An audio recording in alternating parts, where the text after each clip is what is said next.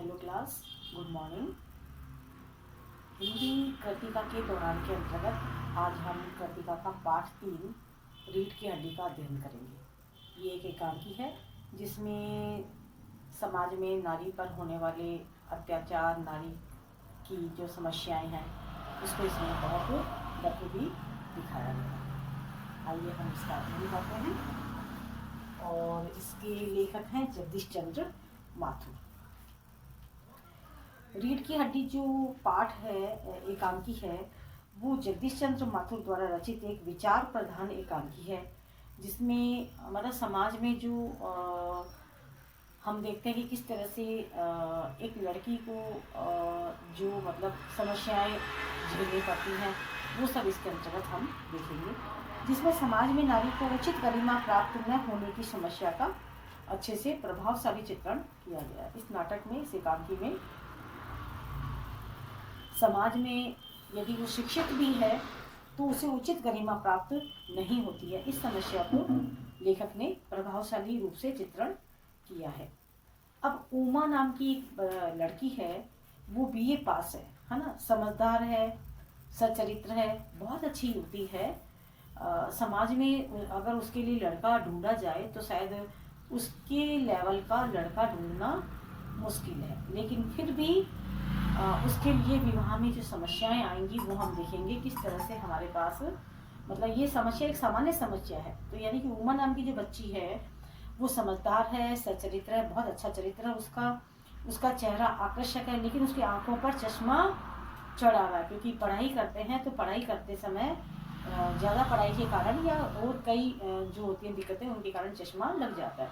तो ये थोड़ी है कि खाली लड़कियों को ही चश्मा लगता है, लड़कों को भी तो चश्मा लग जाता है। तो लड़कों को चश्मा लगना कोई बड़ी बात नहीं है, लेकिन अगर लड़की के चश्मा लग गया है तो उसके विवाह वगैरह में बहुत बड़ी प्रॉब्लम आने लगती है। यहाँ पे भी आई है, तो अभी हम पढ़ेंगे तो देखेंगे कि बहुत मतलब समाज में हमारे दकियानूसी विचार वाले लोग अभी भी बैठे हुए हैं।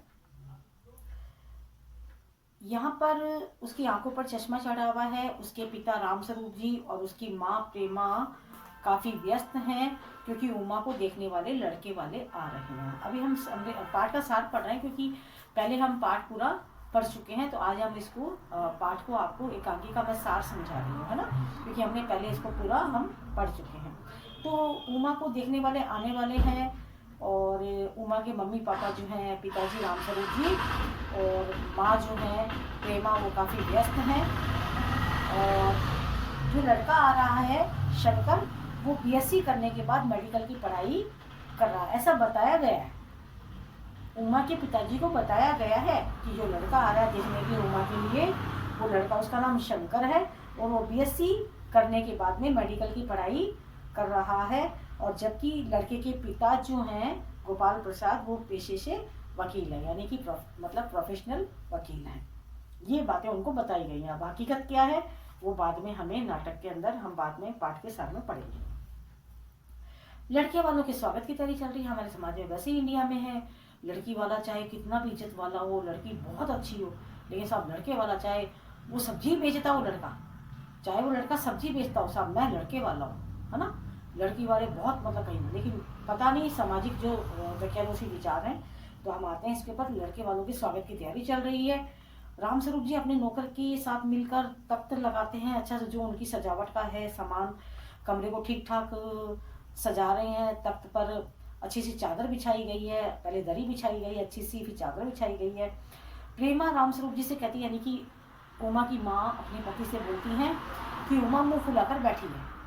मुंह फुलाकर बैठना, नाराज होकर बैठना।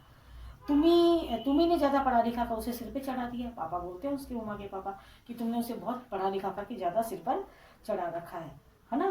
तो मुंह फुलाने से कोई वो होता है क्या कोई।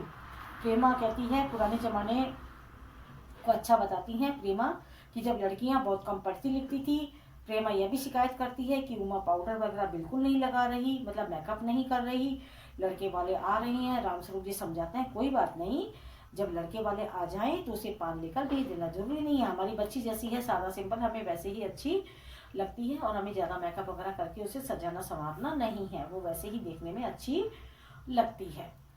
लेकिन प्रेमा को भी लगता है कि थोड़ा सा आ रहे हैं तो मतलब होता है कि जब कोई आता है या हम कहीं जाते हैं तो थोड़ा सा मेकअप वगैरह करना बहुत सामान्य सी बात है। लड़के भी मेकअप करते हैं, लड़कियां भी मेकअप करती हैं, खाली लड़कियां ही नहीं करती, लड़के भी मेकअप करते हैं ना।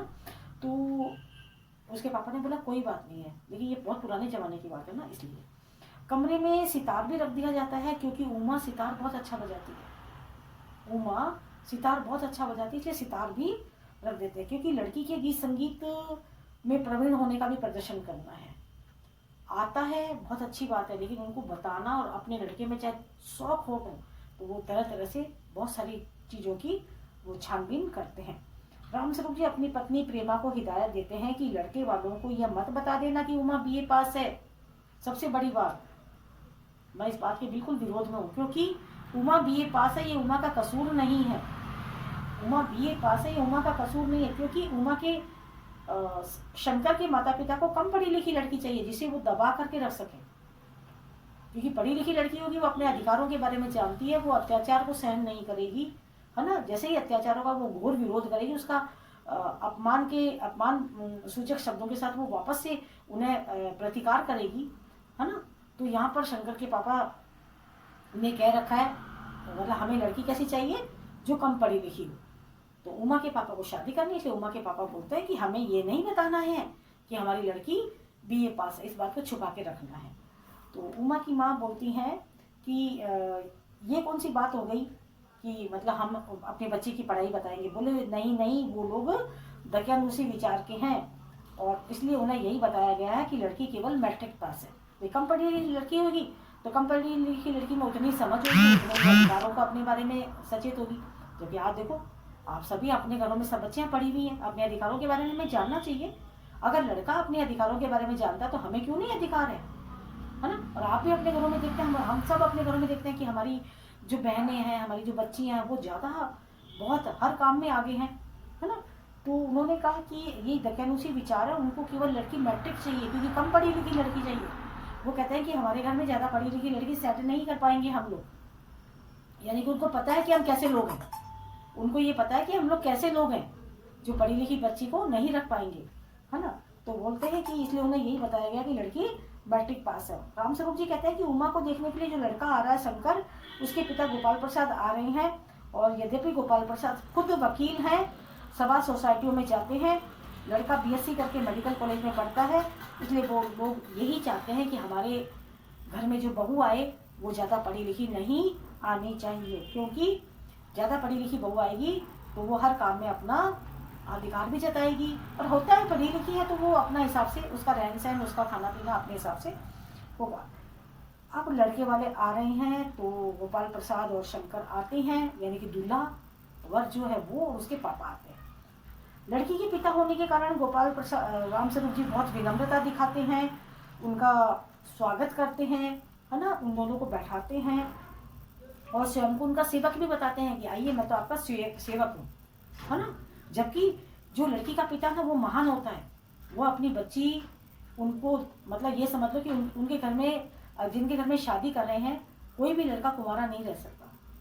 शादी जब ही होगी जब उनके घर में से किसी घर से बच्ची आएगी, लेकिन फिर भी पिता की महानता कि वो उमा की शादी कर रहे हैं और अपने आप को लड़की का पिता होने के कारण उनको सेवक भी बता रहे हैं। रामस्वरूप जी और गोपाल प्रसाद दोनों बातों बातों में अपने ज़माने की तारीफ करते हैं कि हमारा ज़माना बहुत अच्छा था, क्योंकि रामस्वरूप जी और आपके दादाजी औरों की शादी जब हुई होगी बेटा, तब इतने तामझाम नहीं होते थे जितने तामझाम अभी आप शादी में जाते हो ना, जो देखते हो वो ऐसा कुछ नहीं होता था। आपके दादाजी औरों की जब शादी हुई थी तो बिल्कुल सादा सिंपल, केवल गाँव के लोग आ गए, खाना खा लिया। लेकिन अब आप खुद जाते हो तो आप देखते हो कि कितना चेंज हो गया, कितना पैसा मतलब शादी में यूं ही बर्बाद होता है। तो दोनों अपने अपने ज़माने की तारीफ करते हैं। क्या तारीफ करते हैं कि उस समय पे बहुत अच्छा था कि न लड़का देखने जाते थे न लड़की देखने जाते थे, माता पिता ने पसंद कर दी, लड़की के पिता ने लड़का पसंद कर लिया और लड़के के पिता ने लड़की पसंद कर ली और आके बता दिया कि मैं उस बच्ची का रिश्ता करेगा। कोई देखने का काम नहीं होता था, कोई मिलने का काम नहीं होता। मिलने की बात तो छोड़ो, दोनों दूल्हा दुल्हन आपस में कभी देख भी नहीं मतलब बहुत छोटे में उनकी शादियाँ हो जाती थी। तो वो कहते हैं हमारा ज़माना बहुत अच्छा था, है ना। फिर वो अपने छात्र जीवन की बातें भी करते हैं कि हमारे छात्र जीवन में भी बहुत मजे आते थे, है ना। कुर्सी पर बैठे बैठे ही अपना सारा काम मतलब हो जाता था, बहुत घर वाले भी बड़ी सेवा करते थे, तो छात्र जीवन की बातें भी वो करते हैं। इस तरह से दोनों के दोनों वो जमाना था, वो रंगीन जमाना था। अब जमाना बिल्कुल बदल गया है, आज के ज़माने में वो बातें नहीं है। और फिर विवाह की बातचीत करने लगते हैं। अब हम एक काम करेंगे, विवाह की बातचीत वाला पार्ट हम सेकंड पार्ट में पढ़ेंगे।